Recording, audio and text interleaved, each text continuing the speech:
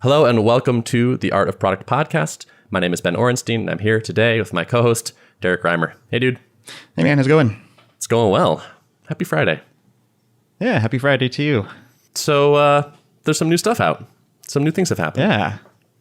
So last week I forced you to commit to releasing a video for your Refactoring Rails course, right? Well, I feel like I opted into committing to releasing a video. You did. Yeah, it wasn't totally compulsory.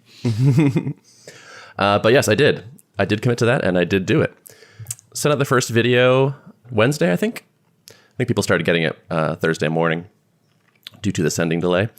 I recorded and released a video on the benefits of following REST in Rails applications. So I created a Rails app, a really simple one, that had some non-RESTful routes in it, and recorded a video of me recommending people use REST and then actually refactoring it live and talking about why this is worthwhile and the benefits that we gained by doing that. I got the email since I'm on your list, and the little preview email of like, hey, don't share this around too wide, but let me know what you think. And I did watch it, and I thought it was pretty good. Oh, thanks. The feedback has been really good so far. And that was like very much intentionally a rough draft. Like I didn't go crazy with editing or even like worrying about sound quality too much. I just used like a headset mic. It took about like a day and a half to prep the code and like get the rough idea of what I wanted to do. But then I kind of just did it in one take actually. That recording that went out was all just one thing. Yeah, I saw a few points in there where you were like, type the wrong command and whoops, I always make that mistake, right? And correct yourself, but it wasn't distracting, I don't think. I mean, even if that made it into a final edit. Yeah, it's interesting. I described it that way to people saying, hey, this is a rough draft and, it's not perfect.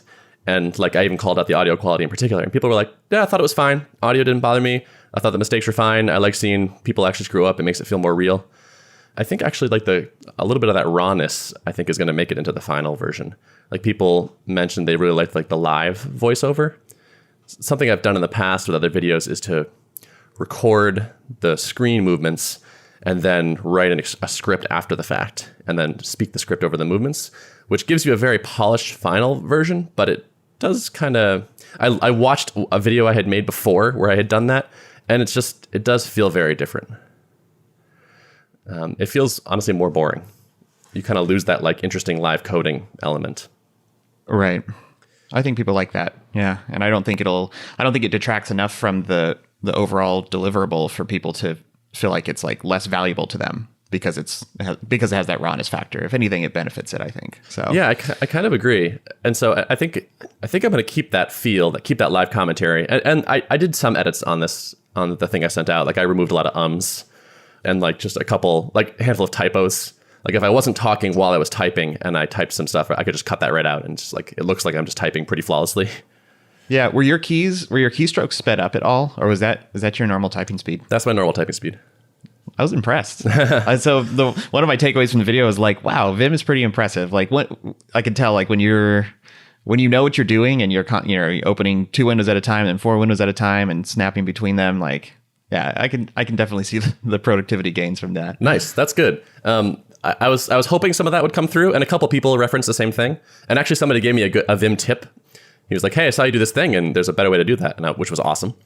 A couple people commented that they liked seeing how I worked and felt like they picked up a couple things. And yeah, I was feeling pretty good. Like watching it after the fact, I was like, "Yeah, there were a couple times where like because I had practiced the moves I was going to do, it's pretty dang fast." So that was cool. I think one note I would say is like the font size seemed small.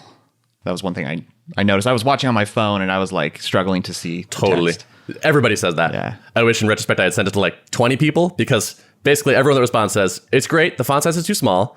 Sometimes you talk too fast. And those are the top 2 pieces of feedback over and over and over. But one thing I've learned is like when you email hundreds of people, sometimes they get back to you like weeks later. So I'm betting that like 3 weeks from now, I'll still be getting emails from people saying, I just watched it, the font size is too small. You should set up an autoresponder in your email that's like, search for the string font size too small and have a reply. I know. Yeah.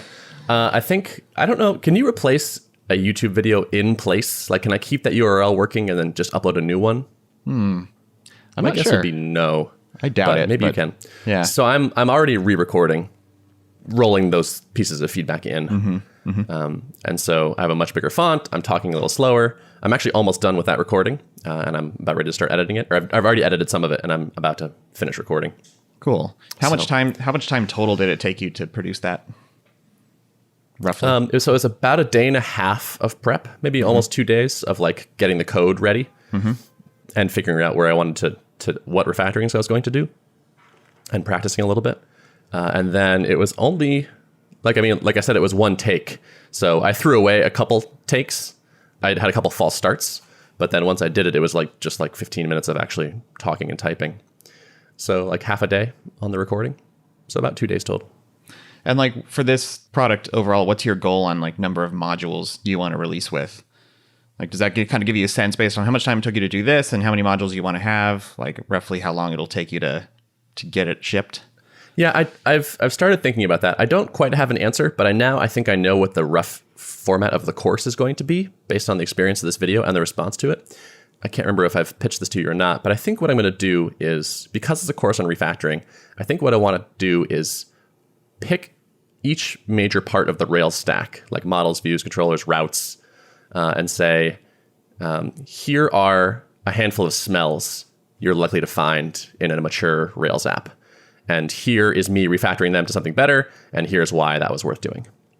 Each video becomes kind of a nice standalone, discrete thing, and I think I can develop a list of those things pretty easily and quickly.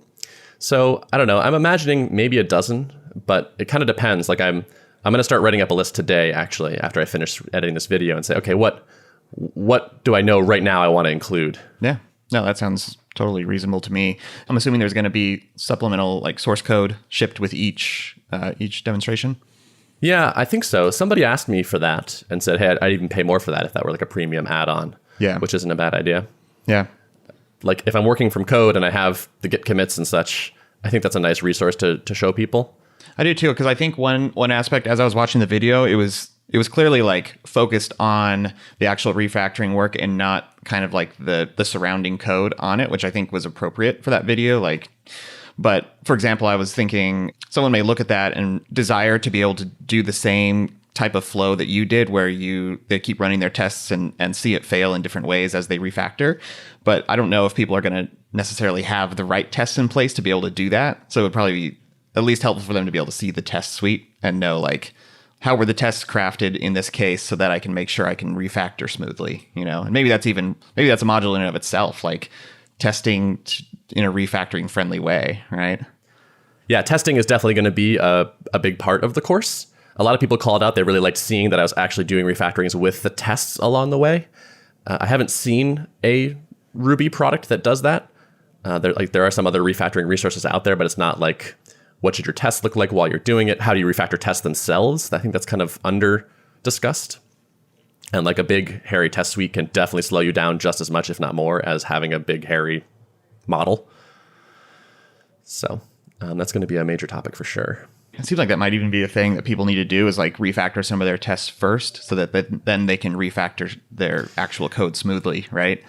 So that's a pretty big topic. Like if you have like, how do you refactor something that's not covered by tests right now? You can write a whole book on that, and Michael Feathers did. Oh, okay. Yeah. Called Working Effectively with Legacy Code, which is like a really good read on the topic. That actually would probably be worth doing at least one video on, because I bet there are a lot of people in that place, and I can at least give some high-level guidelines. It's not a situation I deal with a lot because I basically only work on TDD code, but I'm in a unique situation that way, I think. Any other thoughts you had while you were watching, or feedback, or? No, I think I jotted down a few things, and my two things were font size, obviously, which you've heard many times, and feeling like there were some existing assumptions made, like having good tests backing it. So I was like, yeah, I don't think you should have necessarily done it a different way, because to like go into like, here's how I crafted my tests would be kind of outside the scope of that video, I feel like. But just offering it at least as a supplemental so that people can look at it would solve that. And yeah, overall, I thought it was good, solid.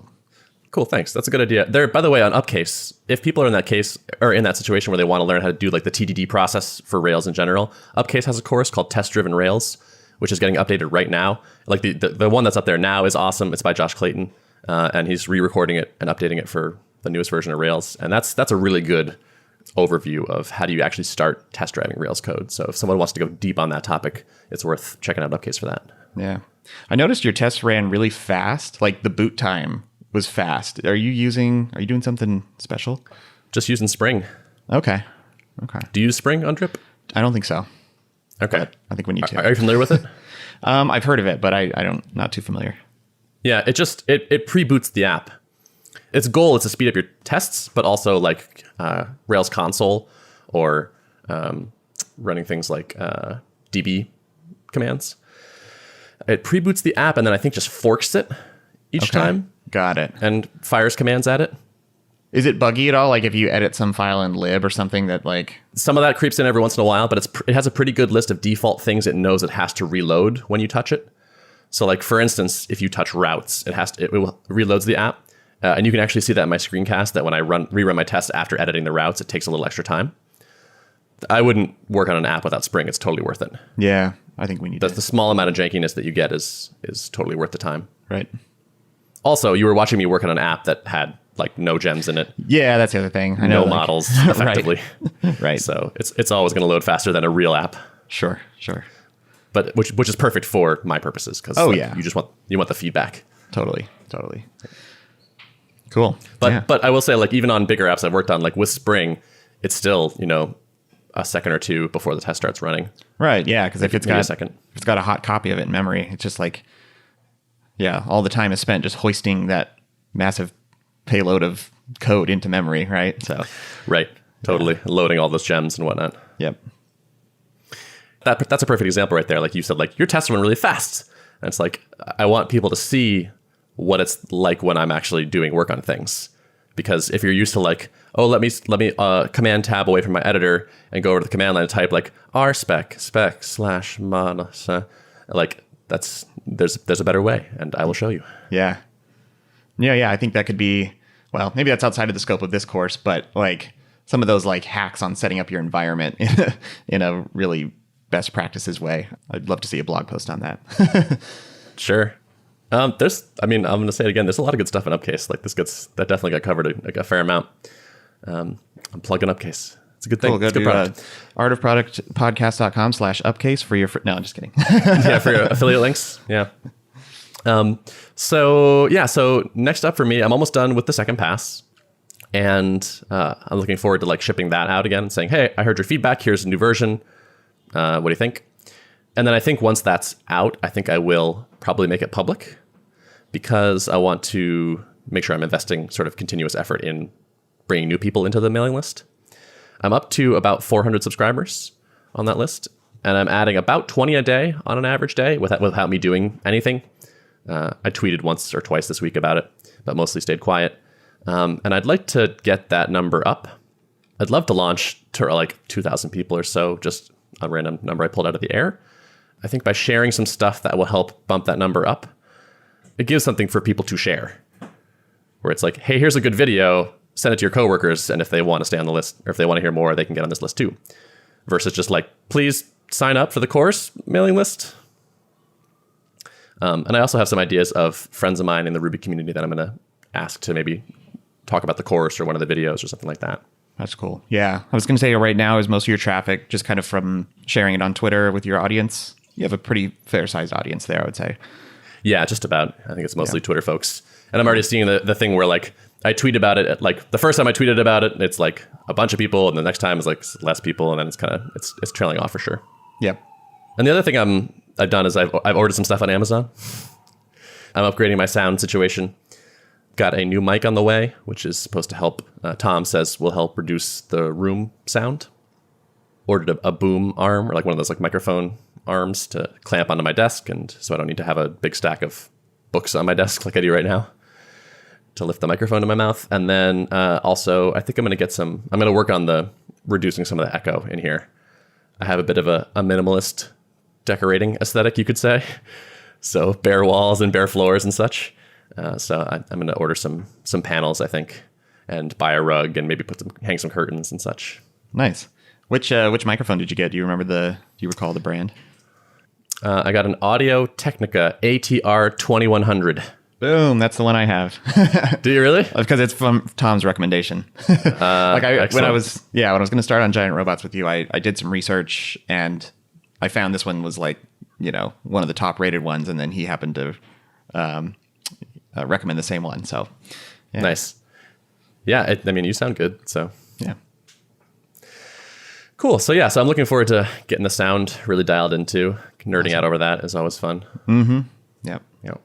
But I'm feeling good. It's nice to have some momentum and positive feedback. Like I'm getting a couple emails every hour, basically saying like, I watched it. It's really good. I like it. I had a bunch of people say I'm ready to pay, or like I'm looking forward to what you're doing. Like I think you're onto something. So the feedback has been really solid. Good. That's got to feel good. So is like how's the psyche doing with the whole being solo? Yeah, doing well actually. I feel like I'm hitting a bit of a groove. Having the thing to focus on is really positive. I'm feeling pretty good about like knowing people at the co-working space. Like, I'm starting to be friendly with a handful of people. I don't know if I talked about this, but I joined so our co-working space has a rowing team. Yeah, I think you mentioned it. I don't know if it was offline though, but yeah.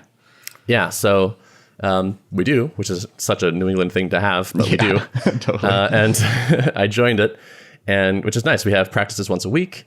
And there's 8 people in a boat, so 7 of the people in the co-working space I now know a lot better than I did, because you do the practice, and then like everyone has beers afterwards, and that's helped a lot. Just being part of a group and knowing those people a little bit better. So yeah, I think I'm in a decent place. Good. Feels good. Any specific goals for next week that I can hold you to? Yeah, I want to get another video out. Okay, another video for sure. It's looking like. Not next week, but the week after. I'm probably going to take that whole week off. It's the week of the July 4th. I'm going to go down to Martha's Vineyard with my family, and then I'm going out to Vegas with my quartet. There's the International Barbershop Competition happens in Vegas once a year. We're not competing, but we are attending. So I'm going to be gone all week. So I'm going to try to get 2 videos done next week, actually. I think I'll have my process dialed in to the point where 2 is a pretty reasonable thing for a week. And I think I have the topics in mind, so I think that's feasible. Very so cool. Let's say that. All right. Sounds good. So what's up with you? It's been a good shipping week again, similar to last week. Yeah, I got to say, following up on the thing I mentioned at the end of last episode about dialing down my notifications on GitHub, life-changing.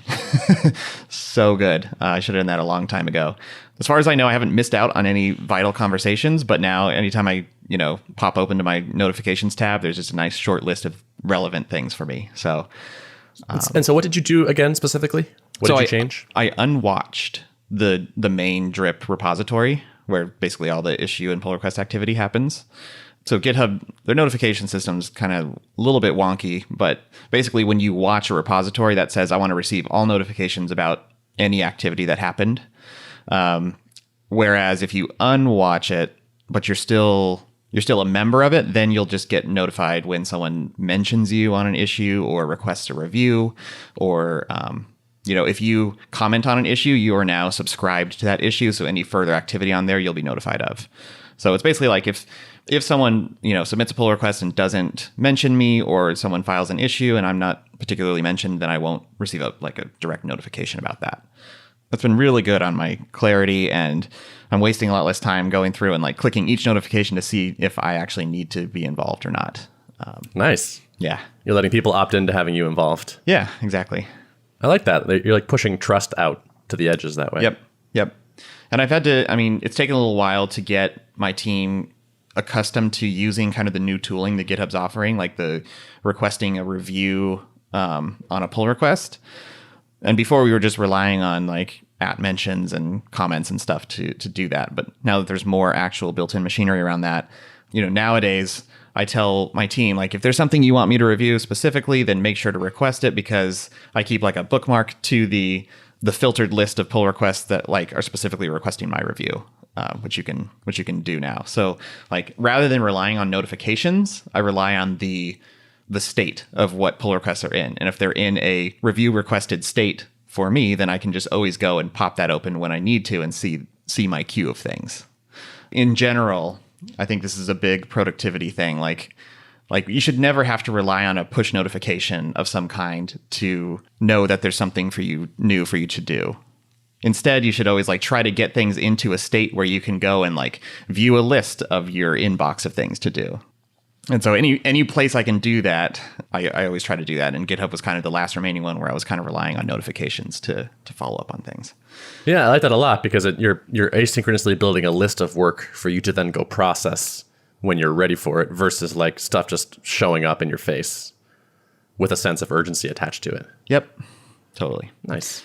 That sounds awesome. That's been good. Yeah, and we shipped another big thing this week. So I mentioned we shipped shareable workflows last week that someone can click a share button and they get a link similar to a Dropbox share link, but it's a link to a workflow in their account. And then anyone who has that share link can click an install button and it copies the workflow into their own account. So this is really big. Marketers who want to tweet about different workflows they've built or even include it in a course content where there's potentially behind a paywall so they can essentially sell the workflows they've built. It's a major feature that allows people to do that. And now we've kind of taken it to completion by allowing you to embed a workflow on your website. So if you're publishing a blog post or something and you want to, previously people would just screenshot the workflow and paste a static image of it. And now it's like we have an embed widget. You can just paste a little snippet of code and it has an install button that's automatically your affiliate link. So nice. Yeah. So if I forgot you had affiliates. Mm-hmm. Yep. Nice. Yeah, and our commission is higher now than it used to be. I can't remember what the exact number is, but it's pretty That's decent. Right. Yeah. Cool. So that sounds like a win for everyone. Yeah. Felt really good to ship that. It's been in the plans for a long time, to be honest, but it just finally made it to the top of the queue. So yeah. I guess I imagine you're tracking some usage numbers around that. I actually was just thinking about that today. I mean, we can pull some stats out of like low level logging and stuff, but I do want to get some specific tracking around like how many people are sharing links and then how many of those links are being interacted with and workflows being installed. It would be nice to have that aggregated in an analytics dashboard of some kind. Yeah, and if I click the install link as a non-subscriber, does it take me to like a thing and say, "Hey, you're almost done installing this, you just need to sign up"? Yep, it does. Nice. Yeah. Awesome. That seems worth tracking for sure. Yeah. Which I think probably our analytics team could at least piece it together based on referrers and stuff, but I should at least double check with them because that would be a good path to track for sure. Yeah, my intuition is that this is going to be a big channel for you, but so I'd be curious to hear if it gets borne out. Yeah, I would be too. Yeah, so I think some emails went out today, so it's kind of early on, but we'll see what the impact is. People seem to buzz about it when they realized the feature was there, because we kind of, as we typically do, we just soft shipped it, and some people noticed it, and they're like, "Oh my gosh, you can do this now!" So that's been good, and also doing some strategizing this week on our back end kind of re-architecture of our infrastructure that we're starting. I've alluded to it quite a bit over the past few months, but we're actually starting to get some concrete work in on that. So that's been really fun too.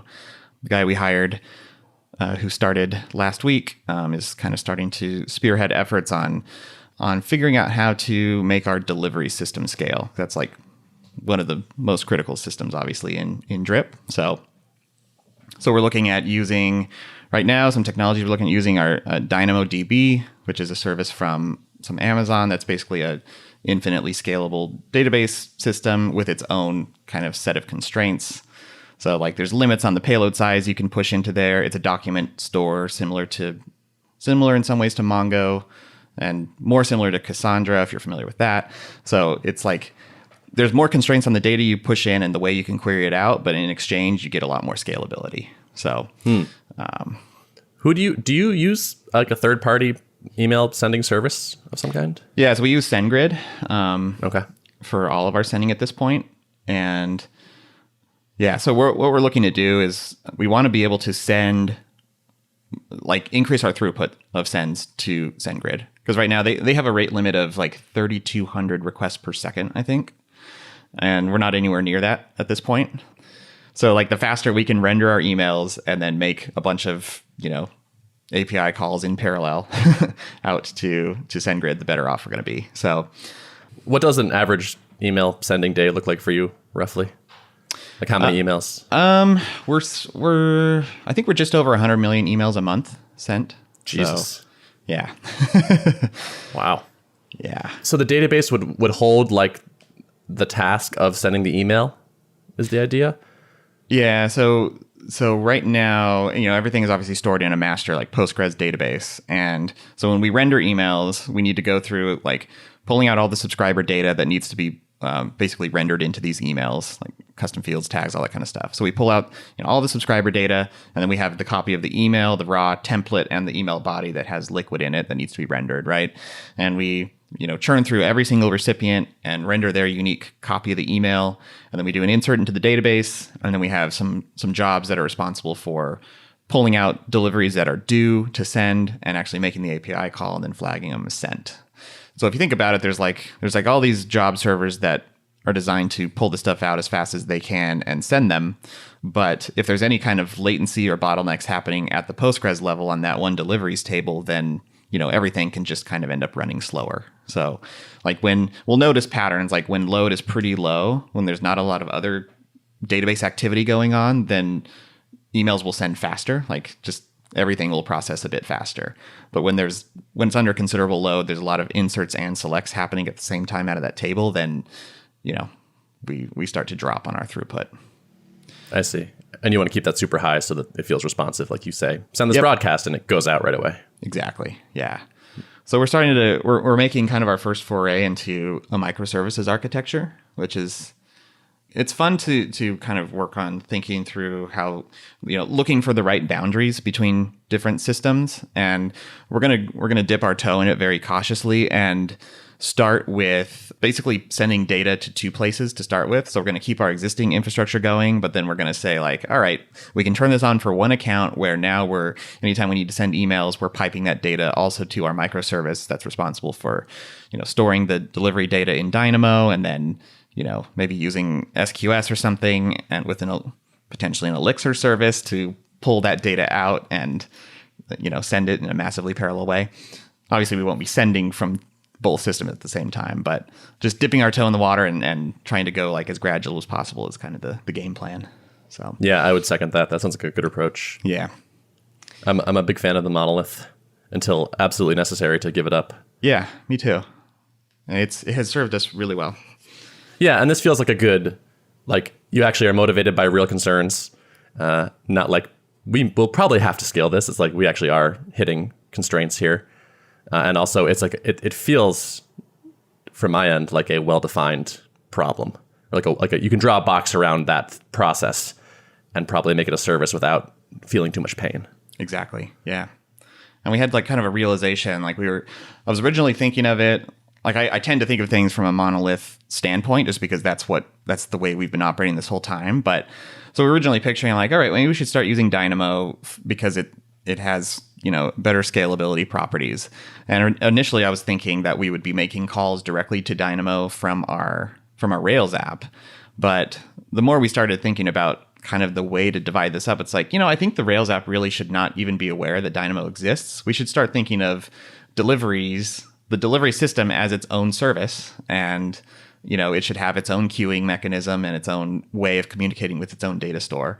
And, as soon as we started going down that route, it started feeling much like if we can just treat certain sections of the system as a black box and they don't know each other's internal details, which is kind of microservices architecture 101, right? Then things really start to feel better. So there's a Rich Hickey talk that I saw. I can't remember which one it is, but he is a big fan architecturally of throwing queues in between pieces, because a queue does an awesome job of just separate, like making sure you can't like get details bled between the two things. It's like I'm putting this thing on a queue. It's a conveyor belt. I don't know where that conveyor belt goes, and the thing on the other side doesn't know where the conveyor belt comes from, which means you can change either side, and hopefully nothing will blow up. You'll probably inevitably end up with some coupling between the systems, but yeah, hopefully a minimal amount. But it should stick out pretty blatantly if you do have coupling. It should. Like, I feel like architecting it in that way will make it painfully obvious that you have some coupling where it maybe shouldn't be, I guess. Although I'm thinking kind of like almost like the schema of the fields you send over, for example. Oh, yeah. Like that'll have to match, right? Right. Yeah. So I think there's going to be unavoidably some coordination required to make Right. certain changes. But they'll easily have their own contracts, so if we abide by the public APIs of the services that, if we know this service that we're building is expecting data in this way, that's the public contract that we can document for ourselves, right? So are you picturing the Rails app directly making HTTP requests to the new system?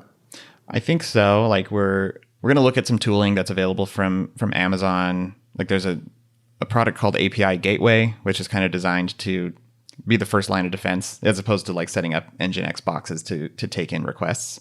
And then that can communicate with a load balancer, and then that load balancer can communicate with some web front ends we have, whether it's in an Elixir or Rails apps or Node or whatever we want to do. So I think that's how it's gonna. how it's gonna play out. In some cases, the API gateway may just stuff payloads into SQS, and then we may have our daemons pulling things off of SQS and performing work. Like that may be the way we set it up too. Mm-hmm. Sounds good. Yeah. Queues are great. Queues everywhere. Yeah. Throw a queue in it. Yep. It'll be fine. That'll solve all problems. Cool. Well, hey, congrats on shipping the workflow thing and making some progress on this too. That sounds cool. Yeah, thanks. And I want to give one last mention. I discovered a new podcast that has been nice. really fun to listen to. It's called How I Built This, and it's produced by NPR. I think it launched maybe fall of last year. And basically they're pretty short episodes, and they interview founders of companies, many companies that you've probably heard of. And some of them are technology and some of them are like totally not technology, brick and mortar. So they have the founder of Samuel Adams Beer. They have Patagonia founder. These stories are just fascinating to listen to. Like I'm starting to pick up on some themes from all these different companies and their backstories. Every one of these founders is insanely scrappy at the beginning, right? Like most of them didn't have an easy ride. Like we all know that it's a myth that, overnight success really almost never happens, right? Hearing the stories of scrappiness and how they dealt with failures and pushed through them. Like I think many of these businesses probably would not exist if they had let early failures get them down. So that's been interesting. And they all do things that don't scale, right? And that's kind of become a meme, a mantra among like small founders is like doing things that don't scale early on. But like even like we heard the story of Tom's shoes on this podcast, and like they were literally manufacturing all their shoes out of like a small production facility in Nicaragua or something like that. And like they started getting orders, things started taking off, and he was literally like flying back and forth and checking lots of like cargo luggage on his non-commercial flights back and forth to bring shoes into the US, right?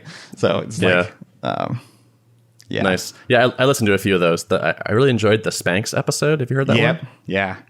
That was a classic. Like it's the same thing. Like she asked like 10 different people, like textile manufacturers, to make this thing, and none of them would do it. And finally, like, she got like this like lucky break. But you're right. That theme is totally there. It's like all of them almost died and faced like serious struggles early on. It seems like the podcast is not designed to be like how to do what these people did. I feel like there's plenty of cautionary tales in there, and there's plenty, like I hear people's story and they're like, some people have said, yeah, I decided not to tell anyone about my idea and I worked on it just kind of in isolation for a long time. And that was like part of their story, and it's not necessarily a best practice or something you should emulate, but I feel like there's things to learn from all of these stories. And if you're listening to this podcast, you're probably in the market for some founding stories. So cool. Yeah. That's a good recommendation. I second it. Well, hey, it's good talking to you as always. You too, man. Today's show was produced and edited by Podcast Motor. If you'd like to access the show notes for this episode, you can go to artofproductpodcast.com. Thanks for listening.